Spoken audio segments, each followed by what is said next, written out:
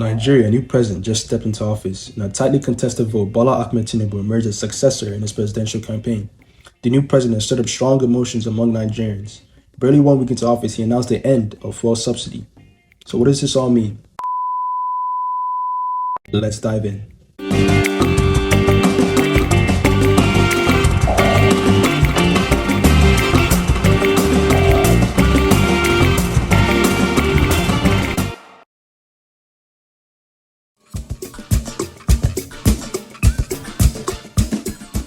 In order to understand Nigeria's fuel subsidy, we first need to define what subsidy is.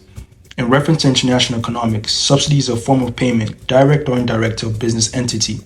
The government essentially pays a portion of the cost of a good a business provides. In return, that business transfers over those cost savings to customers by making their products cheaper. In the case of Nigeria, the government pays a portion of the landing cost, or the total price of petrol, once it lands in Nigeria. This payment is made to the NNPC, the current sole importer of fuel in the country. In turn, the NNPC distributes this petrol to its own gas stations, offering gas at a discounted rate than it would have without the government's intervention. Also, not forgetting that the NNPC as well sells this imported petrol to private oil marketers in the country at a discounted price. These oil marketers are then mandated to sell at a regulated price in their own gas stations. However, problems arise when oil marketers have to transfer fuel from NNPC's depots in Lagos to their respective fuel stations across the country. In certain seasons, transportation costs can be too high, and because petrol prices are officially regulated, oil marketers are forced to sell at a price point below their profit level. In other words, the regulated price is not high enough to cover the high transportation costs. This leaves oil marketers hesitant to purchase petrol from the NNPC, often leading to fuel scarcity and long queues Nigerians have come to know and love. I say this tongue in cheek, of course. Let's take a look at the numbers. From 2005 to 2022, Nigeria spent a total of 16.6 trillion naira, roughly $81.39 billion, spending 2.9 trillion naira, or $7 billion in 2022 alone. This according to data from StatSense. Nigeria could have instead used these funds for more important economic activities such as improving healthcare, Nigeria having a life expectancy of 55.75 years, or providing infrastructure for its citizens, being that 85 million Nigerians don't have access to the power grid, or even just improving the educational sector.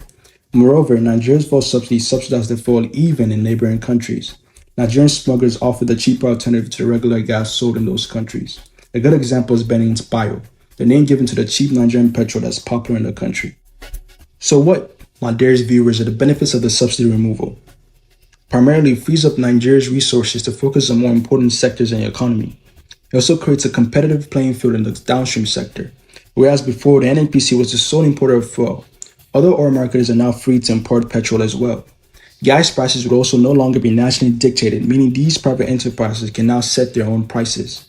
Another consequence would be fuel scarcity and long queues will become a rarity, as oil marketers can now profitably cover costs such as transportation when setting their price.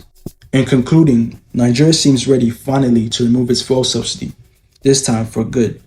Although in the short term, Nigerians will have to suffer a significant increase in their cost of living, the hardship should be justifiable for the long-term benefits and reward.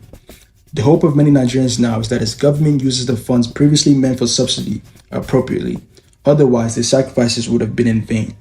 Before you go, I would like to know your thoughts in the comment box below. Thanks for watching.